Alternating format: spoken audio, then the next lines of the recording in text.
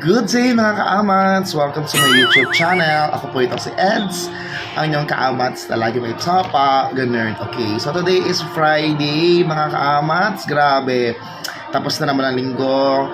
Parang kahapon lang Lunes, ngayon Friday na naman. So happy tayo kasi pahinga tayo bukas, Sabado, Linggo. Pero bago tayo mag-weekend, no, ikakwento ko lang sa inyo, no, flex ko lang pala first muna yung aming bagong uniform sa AP Department. Thank you so much po sa AP Department for giving us this wonderful, this beautiful uniform. Napakaganda sa katawan at marami ang pumupuri. So, 10 out of 10 for me to. Thank you. Ang ganda sa ote. Very totoong guro. Totoong guro! Ayan. So, ito na nga lang. Check ako ng mga outfit ng mga bata kasi sobrang dami nung nangyari. Ngayon linggo na to. Sobrang busy natin. Pero hindi yun ang concern ko. Kasi kanina lang, no,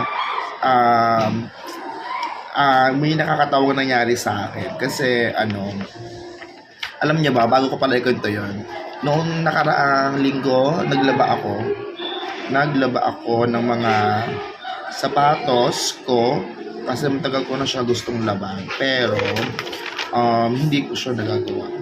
Kasi,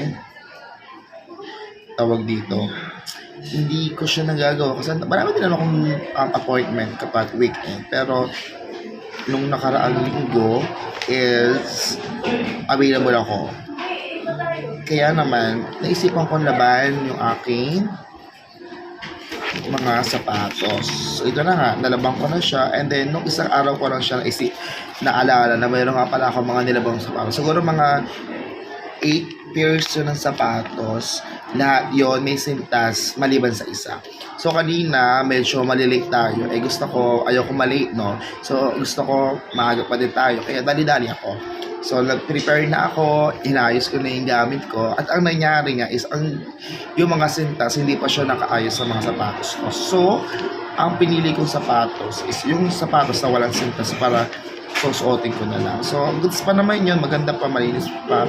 Siguro mga 4 years ko na siyang sapatos. Pero madala kong suotin kasi nga ay hindi ko masyadong ginagamit. So ito papakita ko sa inyo. Ayan, so ito siya. Ito yung sapatos ko ito. Kasi wala siyang sintas. Pwede mo siyang suotin. So bagong laban din ito, naman ako itapon. So kanina pagtingin ko, parang may something. Oh my God! Look at that! So ito guys, nasira siya, bumaka siya. So ibig sabihin pala, kapag ang sapatos na laging hindi ginagamit, bumubaka siya ng kusa. Ayan, nako. Kaya naman, hindi ko alam kung anong gagawin ko, paano ko uuwi or maglalakad pa ako. Buta na lamang, isa kong teacher, Sir Joel, shout out, my savior, meron siyang extra sapatos at yun ang aking ginamit. So ito papakita ko sa inyo. Ayan ang aking sapatos na ginagamit. O, diba? Parang kitang-kita, mukhang sinukat. So, thank you kasi ito muna yung gagamitin ko for today's video. Yun lang ang kwento ko. Sana nakinig kayo. Don't forget to like, share, and subscribe. Bye!